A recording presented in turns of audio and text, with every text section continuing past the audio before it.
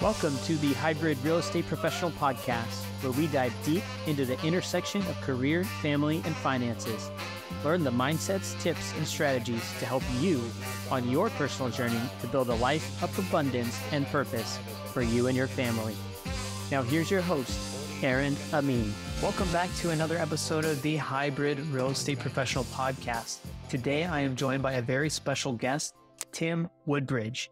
Tim is a nurse turned full-time real estate investor. He invests in mobile home parks all across the Southeast, and he is about to actually close on his 10th mobile home park. He started investing in mobile home parks while he was a full-time nurse and transitioned into full-time. And he tells us his whole evolution of how he did that. And we talk about building systems, the power of mastermind groups, and how content plays into his strategy. We cover a lot of different topics, and it is a wonderful conversation. Let's get into it. All right, welcome Tim Woodbridge to the Hybrid Real Estate Professional Podcast. Thank you so much for being here. I would love to introduce you to the audience, but I would rather have you do it than me. So can you give us a little bit of a rundown on who you are and what you're all about? Sure. Hey, thanks for having me, Aaron. Really appreciate it, man. I'm Tim Woodbridge. I really like mobile home parks. I've got 9 right now. I am or was a nurse. I'm still a nurse, just not practicing for the last 2 years with my last job. And yeah, I'm California, living in South Carolina, and I love it here. Very nice. Okay, so a lot of things I want to potentially retrace there.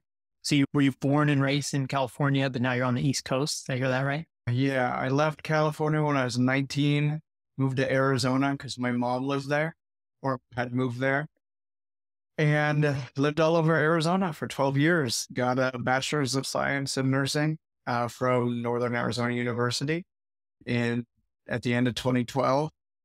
And yeah, moved to Phoenix right after that to practice. And about 6 years ago, I moved here to Charleston. My brother was living here, totally didn't know anything about real estate, didn't know anything about anything. I knew nursing, and I came out here thinking if I didn't like it, I'd keep moving, but that was 6 years ago and I love it. So, did you get a nursing job when you moved, or had you already exited the profession at that time? No, I was a nurse here for a while.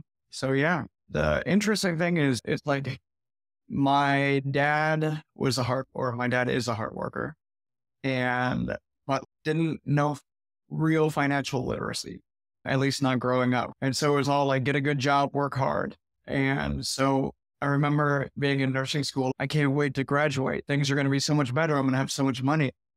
And as any nurse who's listening to this will know, that dream is relatively short-lived. I like the job. I like people, but I wanted more. It was a good career to have. And if I ever need to, I can always go back to being a nurse. You don't forget things. Not really. But yeah, it was an interesting thing. Did you have a passion for the medical field? So you mentioned you moved from California to Arizona, and that's where you studied and got your first nursing job. So was that like something that you knew growing up that you wanted to get into, or were you just trying to find like a stable career? What was the thought process there? Yeah, I had known nothing. Like, I didn't know nursing. I was very surprised in my mid-20s when I was like, oh, I actually like that. I was going for just having on jobs here and there in Northern Arizona, and then going to community college and then to human biology. And I was like, oh, I like this. It's very fascinating to me. And I really like people, and it's a solid, like, stable career and stability. Like, I had kind of a tumultuous teenage life, right? So stability still is a big part of something that looks and feels really good to me. So I'm just like, yeah, I'm going to go for that stable job. And I was like, I get a bachelor's of science in nursing. Maybe I'll probably go on to do like nurse practitioner, CRNA, blah, blah, blah. I'll go on, but then I finished school and I enjoyed it. And so I became complacent, but also like happy at the same time. So I was satisfied with the job I had for a long time. Yeah. So then where did the seed come in of, hey, let me get into real estate? And then, obviously that progressed to the point where you ended up leaving the nursing profession. So can you just trace us through the evolution there? Yeah. So, okay. I didn't really start reading much until I moved to South Carolina. And it started with listening to podcasts. And I was like, oh, there's all these interesting things like Radiolab. I loved Radiolab. I haven't listened in a long time, but it's a really cool one. Just interesting stories. And then from there, I found Audible. And from Audible, oh, okay, I can listen to all these fiction books and all this interesting stuff out there. And then Rich Dad Poor Dad, it was always I had seen it in Target. I worked in Target when I was in high school. So I remember seeing it then and I was like, oh, this keeps popping up. So yeah, sure. How about I check that out? And I started reading or listening, and everyone talks about how fun, how basic it is, or how, oh, he's wrong about this, blah, all these little things, but that didn't matter. At the time, asset and liability were new words to me. So it's, oh my God, yeah, that's how they do it. This veil had been lifted. And so I just did a deep dive and okay, I get the basics, but how I need to learn more. So I just listened a lot and then listened to podcasts and stumbled upon things and Google search and all that. And then I'm on the Bigger Pockets podcast and I'm like, okay, I need to do this somehow. I don't know how, but I need to do it in some way. So that was the start, man.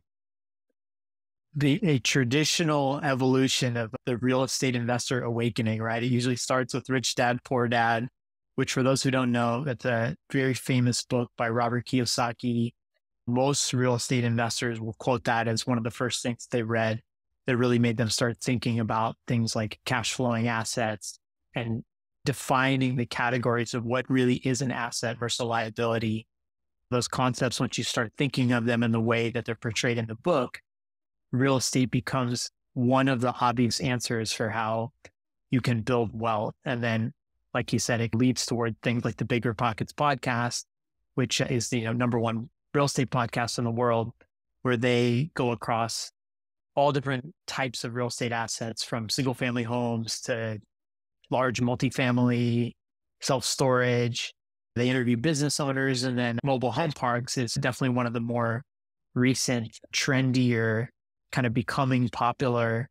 I would say, I'm guessing you probably got a little bit ahead of that trend, right? There's a few things in the past few years where everyone was all about self-storage in 2021, and everyone this year is all about mobile home parks.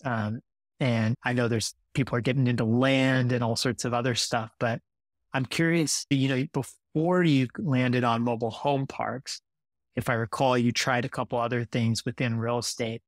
So what are the different areas that you invested in real estate leading up to now?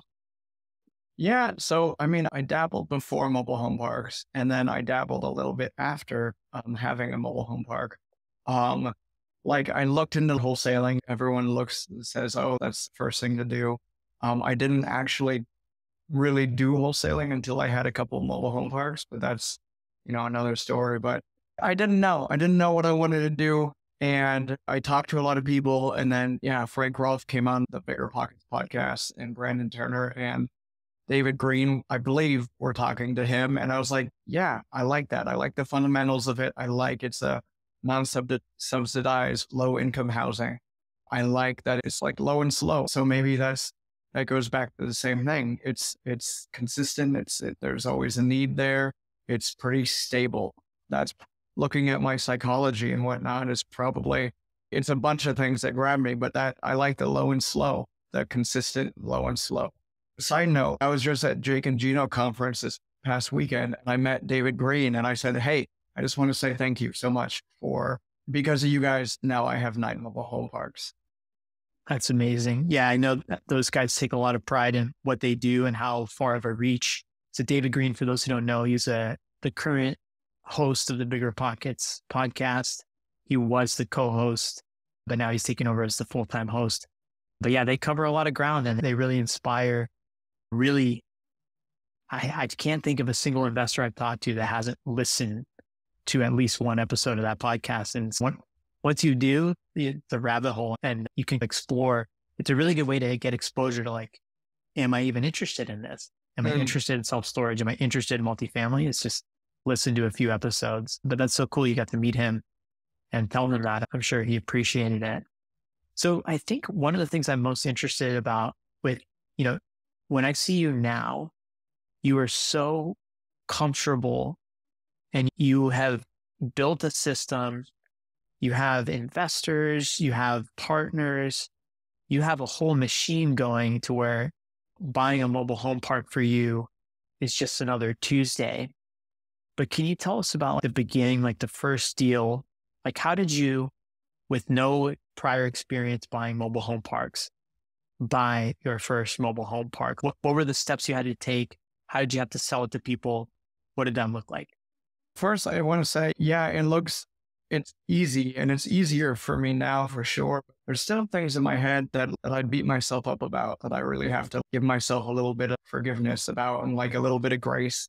There's always the next level. So I say that because I see people who are a few years ahead of me. And I remember a few years ago seeing people like me and being like, oh man, like that's it. Once you're there, everything's good. Everything's not good, but you figure it out. I figure it out. When there's issues, I'm a problem solver. I will figure it out. They're just bigger problems now than they used to be, which I love that. These are the problems I wanted 3 years ago. But yeah, once I decided mobile home parks, I did a deep dive. I looked, found all the people who were doing it. I didn't take any courses. I probably should have. I didn't. I just did a lot of research.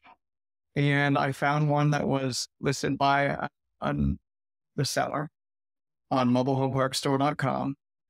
And it was maybe like 5 months on the market. And sure, I was green, but even I knew that, okay, there's probably some opportunity here. So I call the seller up. And so just know everything I did, I was like super, super nervous. And everything I do new now, I'm still nervous. It's just a different nervous. Oh shoot, I don't know what to say. And I call and I got a voicemail and I didn't leave a voicemail and I just sent a text. I said, hey, I'm not sure if I have the right person. I'm looking for the owner of this Deerwood Estates mobile home park and I'm interested in buying. And I just sent that and it was super scary. And then I got a call back, I don't know when, later that evening, the next day or something.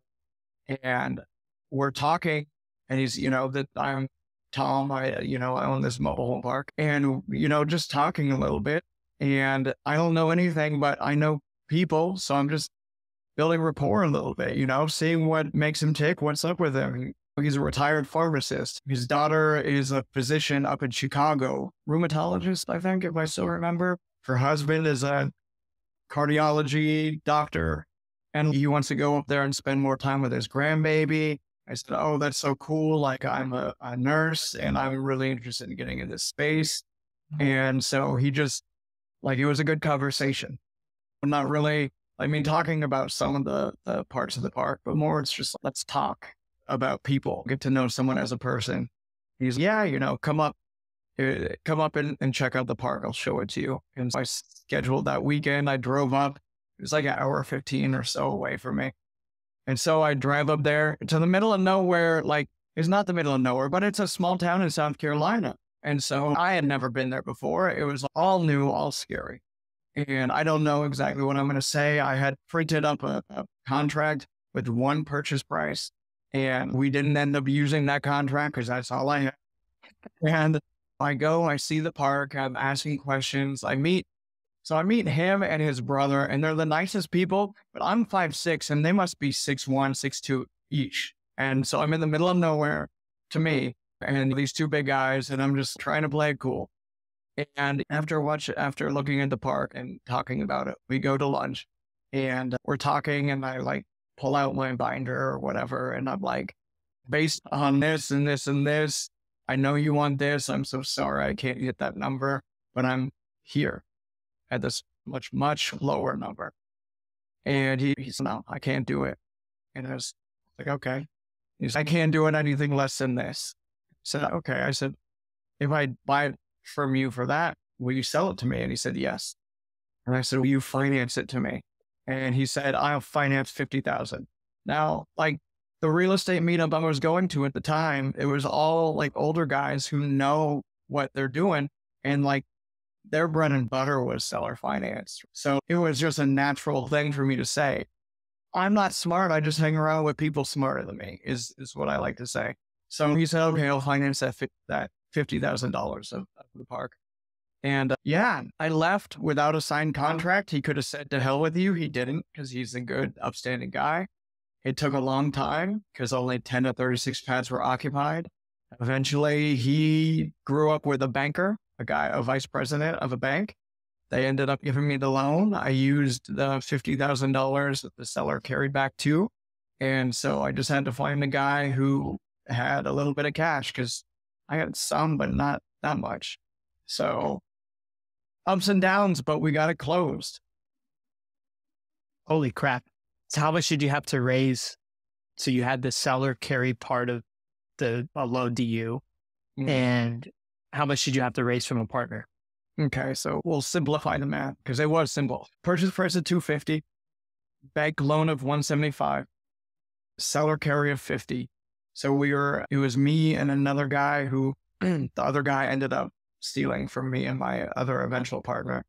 Another story, but I know, bro, I know. So we got another guy in this local real estate meetup, right? So this guy that I had partnered with, who I said, we were friends, and he always wore a slick suit. I thought he had lots of money, so I thought he was going to help. Like long story short, that guy ended up taking money, and if someone looks slick, then don't fall for it. Anyway, so there was another guy, and he's my current partner. We knew from the same local real estate meetup. He brought the 25. I brought 6,200-ish for closing costs, and then the park was closed. I didn't know what I was going to do, but I knew what I needed. I knew okay, there's all this vacancy at the park. I need to bring more homes in. I had no idea. I didn't know how to run anything. I was just like, I'm going to figure this out. My God, it's an amazing thing. You've said problem solving a few times, and that obviously is the key to all this because you solved the financing, you solved the operations once you owned it, and you had the courage to get in the car and drive up there and have those conversations in person.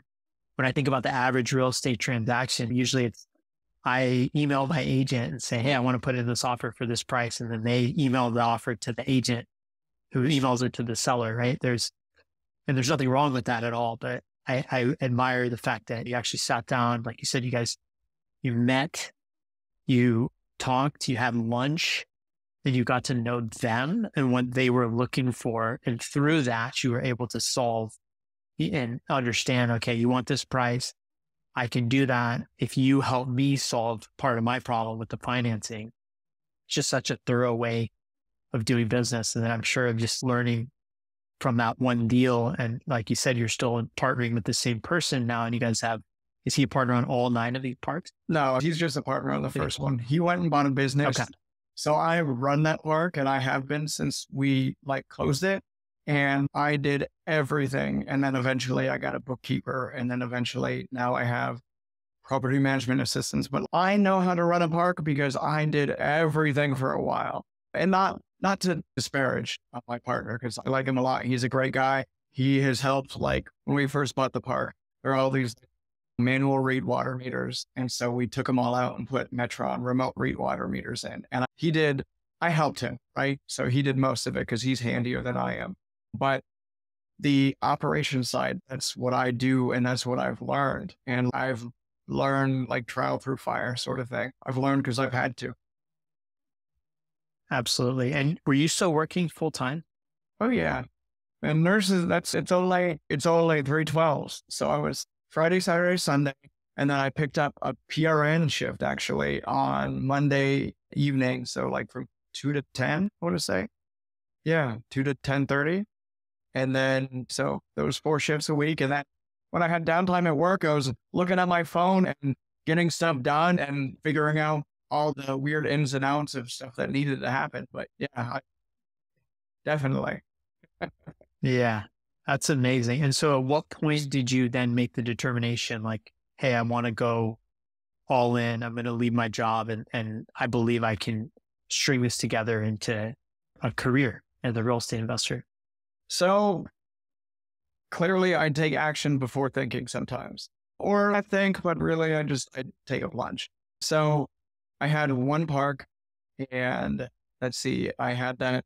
It was 2 years until I got into my second park. But before I got that second park, my last job was an outpatient dialysis job. And I was doing something a little bit different because I was all inpatient hospital stuff. I got a different job and it was a great job if it was staffed well, but it was often not staffed well. So I hated it. And it was one of the only jobs I've ever really hated because I was like, I'm working twice as hard because you guys can't staff well. I had my ex and I, one of my exes, right? My ex and I split up and I bought a condo in Mount Pleasant, South Carolina, because it was close to her work. It happened to be close to my work too, but like I bought it with her in mind. We broke up and I was like, you know what? It's a great time to sell. This was mid 2021. And so like I owned the condo for 2 years and I knew I could sell and not have to pay capital gains. And so I sold it.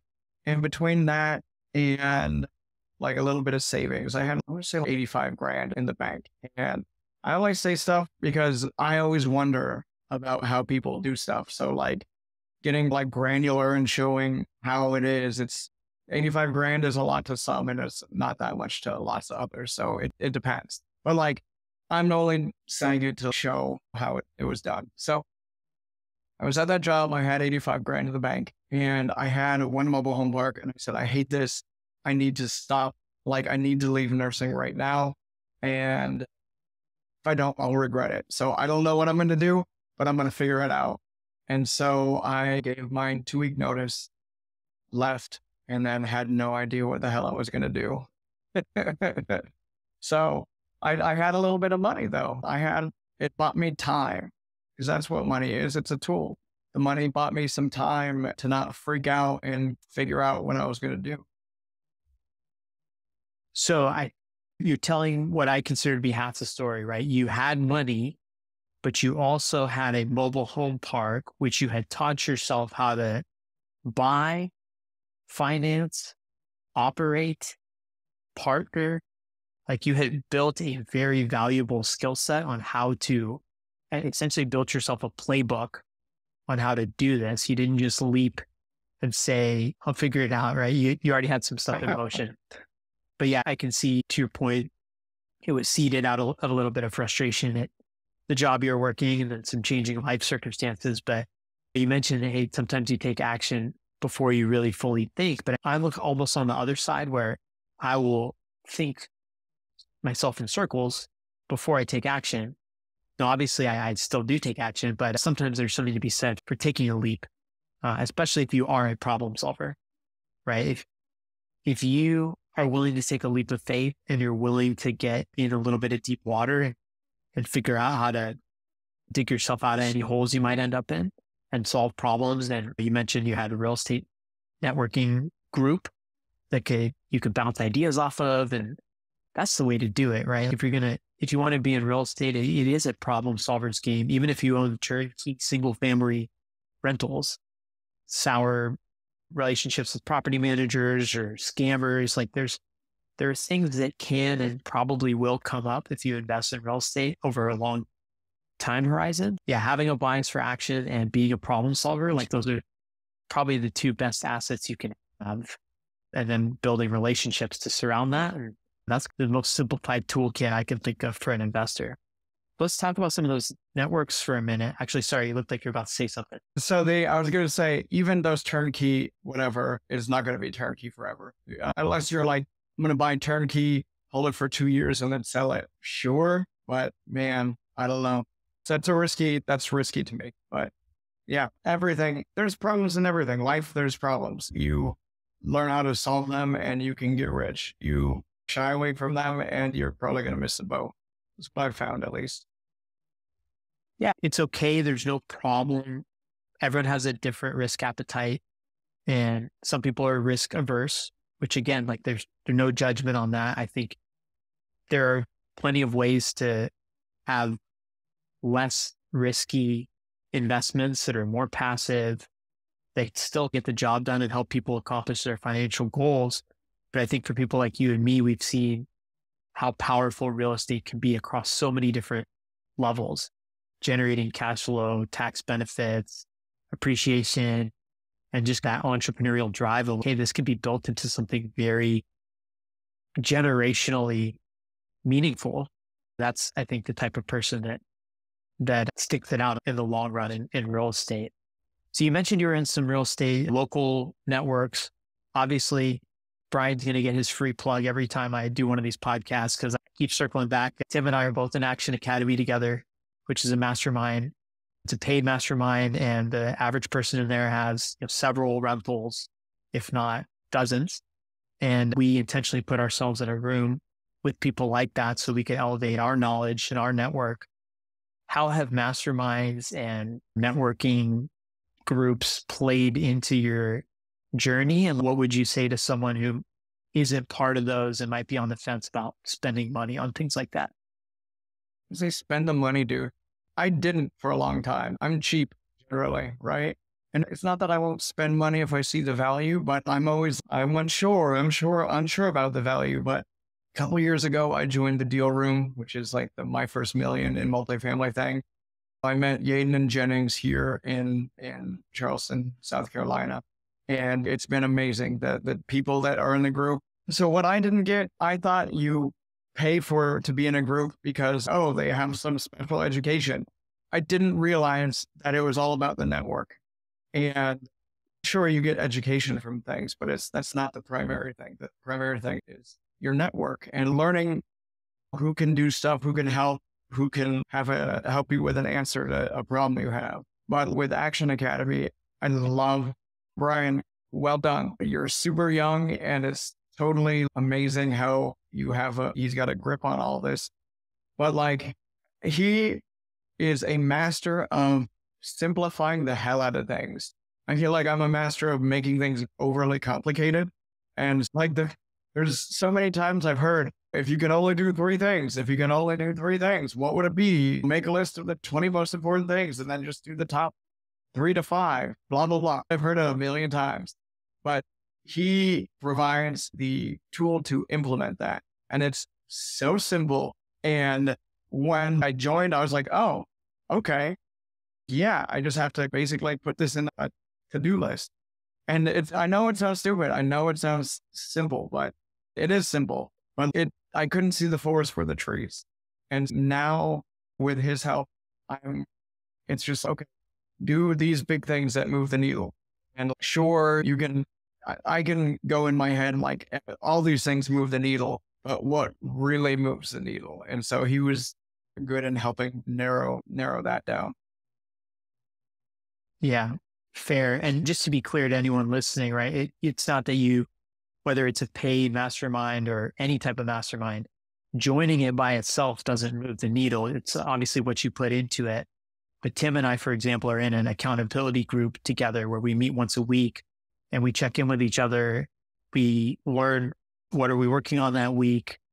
What outcomes are we hoping to achieve by the end of that week? Where can we help each other? And then we give each other feedback. Hey, is this realistic? Is it overly complex? Tim said, he and I both, I think, have helped each other where we'll come with, I'm going to do these 15 things and somewhat not related. And hopefully I'll get it done by the end of the week. And then by the end of our call, we'll have simplified it and no, go do these 3 things 5 days in a row. And I bet you will move forward. So there's just value of getting feedback from other people, getting other perspectives. Like, I don't buy mobile home parks currently, and Tim doesn't operate in the same space of real estate that I do. But we definitely have perspective that's valuable to each other. And at the end of the day, we're just driving towards our goals and helping each other out. So that's just one little microcosm within this larger mastermind. But within the mastermind, we have also a network of people across all these different asset classes that if we run into any type of snag, we just ask a question of the group and there's people pounce on it and come to help and pour into each other with information. And so whether it's Action Academy or another mastermind, I highly recommend it. And I don't think that It's easy to get fixated on whatever the cost is and think of, oh, it's this huge expense. But it's an investment. Mhm. And if you're in it for the long run, it is worth every penny, especially if you're going to put some value into it yourself. So it's really cool. Your story about how you got the first park, that wasn't from Action Academy or Mastermind, but you did leverage some relationships that you had in your local meetup that I'm sure made it easier. So that's very cool. I know we don't have a ton of extra time. I wanted to touch on one other kind of topic though. So you have now your very well-defined niche. The mobile home parks is your sweet spot. You've gotten good at it. You see the potential. You've gone from that first deal where you're solving problems, learning things on the fly to now you have a system and you even have a team. So where is this all going? And then also like from a lifestyle perspective, what do you envision your life looking like now that you have picked a path? So my girlfriend is a high school teacher, and we have both discussed that this could be her last year if she so chooses to do that. She loves the job, but it's like nursing in that it's like a death from a thousand cuts sort of thing, because there's so much to do, and it's unfortunate because she loves all the kids, but so much that she's doing and that she's not able to properly spend time with people or with the kids. So yeah, that's my goal for this next little bit, getting it. So this is her last year. And then, yeah, just building from there, man. I finished 10X is Easier Than 2X. And it's a great book if y'all haven't read it. And so that's where I am now. I'm like, okay, how do I 10X this? Because I'm not going to 10X this by doing the same thing. So I've got to get into that mindset. I got to start talking to people who are at that 10X level and being like, how do I do this? I love mobile home parks. I would love to, I'm going to have 10 mobile home parks when I close my next in a couple weeks. How do I get to 100? And it's not that I need to, it's just that I want to. I like it. I want to build a legacy that is very affordable housing based, that can help a lot of people that wouldn't otherwise. For homes I lease with an option to purchase them for like brand new mobile homes. And it was difficult getting people in, and it was a learning experience. It wasn't difficult. It was just harder than I had expected. But I got people in to all the homes. And I remember one of the tenants friended me on Facebook, and whatever, sure, that's fine. I've got like 1,000 or 5,000 friends, whatever, a lot of friends on Facebook. So I said, yeah, okay. And then I was scrolling through one day and he's posted a picture of the home, grateful to be in this home, glad that I have something to call my own sort of thing. And like stuff like that's meaningful, man. Sure, I could have all the money in the world.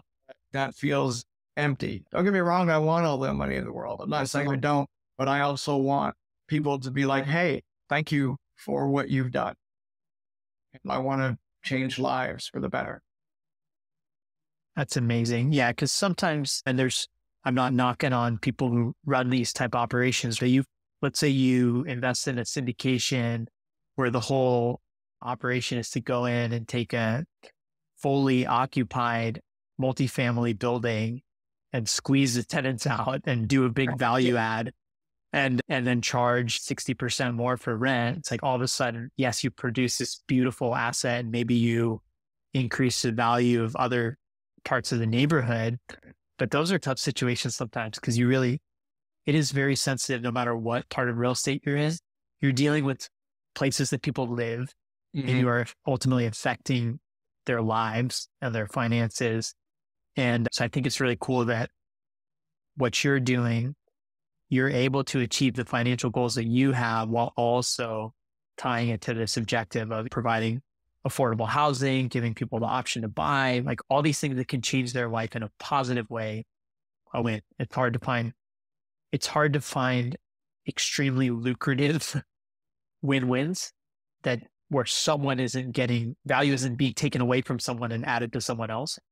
But in this case, it sounds, if you play things out the way you want to, that you can get pretty close to that, if not achieve it, which is really cool. Yeah, I'm not interested in win-lose situations. It doesn't sit right with me as a person. If it's not win, doesn't work for me. I'd rather just walk away from the deal. Yeah. So what does a day in your life look like right now? So right now, you know me, I'm moving. So all the KPIs are done. Otherwise, I am, been getting better at a morning ritual, even though it takes me a long time to do things sometimes. So I'm working on that. But once I get going at 9, 10-ish in the morning, so my KPIs are put an offer out on a mobile home park. So engage with a broker, analyze, put a letter of intent together, have a conversation. And then the next thing is working on my SOPs for my operations side of my in-house mobile home property management company that I've created through a lot of learning what not to do. And then my other KPI has to do with exercising and spending quality time with my girlfriend and having like quality conversations.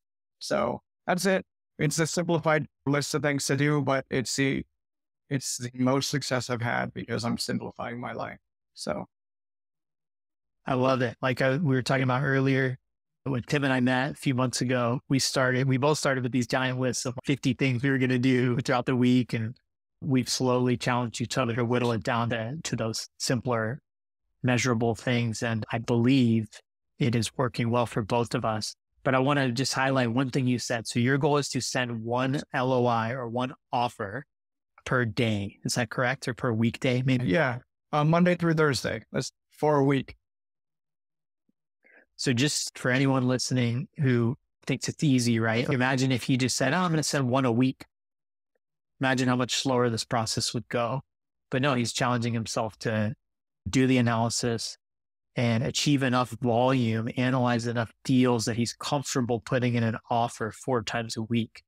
That's how you go from no mobile home parks to 10 in however many short period of time, right? So whether it's single family real estate, multifamily, whatever space you're in or passionate about, that going through the motions, the repetitions of analyzing deals and putting in offers, that's how you grow.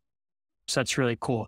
Last question I have for you. How does content and I see now that you've posted a lot more online. You're posting on Facebook. You're trying to pull people in to book calls with you to get to know you and your company. So how does content play into your strategy? And also, what do you want people to know about how they can get in touch with you and interact with you? So content plays, I'd hire a VA to do it all for me because I'm not going to do it myself. I know that's my weakness. So I hire someone better at it. When I hired him, I said, I don't know exactly what I'm doing, but I know that I'm doing a lot of cool stuff and I want people to know. And I know from listening to everyone ahead of me that it's important. So yeah, closing deals work like win-wins that work for the seller, for us, for our investors, for the tenants. Like I'm long-term bullish on mobile home parks. And yeah, I'm always down to have conversations. I like people. I like talking to people and meeting people where they're at. But yeah, get a hold of me, Tim Woodbridge on Facebook, Tim.Woodbridge on Instagram, Tim Woodbridge something on LinkedIn. I don't remember because I don't keep track of it. But yeah, dude, I'm always down for a conversation. I'm always down to help people. I like the asset class. I'm able to send out so many LOIs because I've done so much work. So if you're new, give yourself a break. Send out one letter of intent a month or like research. Don't judge yourself based on what I'm doing. And I will do my best not to judge myself based on what the guy 3 years ahead of me is doing. That is a really good point, right? What I was saying earlier about, hey, Tim sends out 4 LOIs a week. That doesn't mean that you should be, if you've never even thought about mobile home parks. It just means, you, in order to grow in your business and scale your business over time, understanding and becoming comfortable analyzing deals and figuring out how to put the appropriate amount of effort and time in to achieve the goals that you have for your situation. There is a lot of just putting in the reps, but that is very individual and that's a good call out. I will find Tim's actual LinkedIn profile link and we will list all of his Facebook and make sure you guys know how to get in touch with him. But Tim, this was a really fun conversation. I absolutely want to have you back sometime and check in with you in the future. But I really appreciate you coming on the show. Thank you so much for having me. Awesome.